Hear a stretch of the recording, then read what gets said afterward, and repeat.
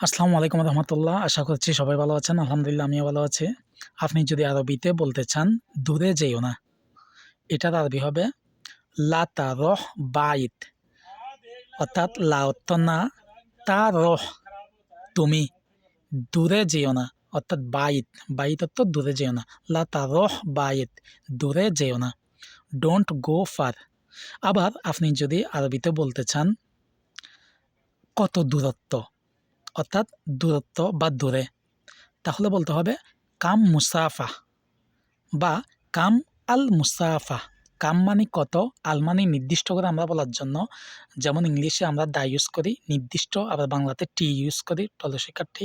ঠিক সেম ওতে আমরা আরবির ক্ষেত্রে যখন বলবো কাম আল মুসাফা, কত দূরত্ব, তাহলে কাম আল মুসাফা অর্থ হচ্ছে কত দূরত্ব। আবার কাউকে যদি আপনি দূরে যেতে নিষেধ করেন, তুমি দূরে যেও না, লা তারহ বাইত, দূরে যেও না।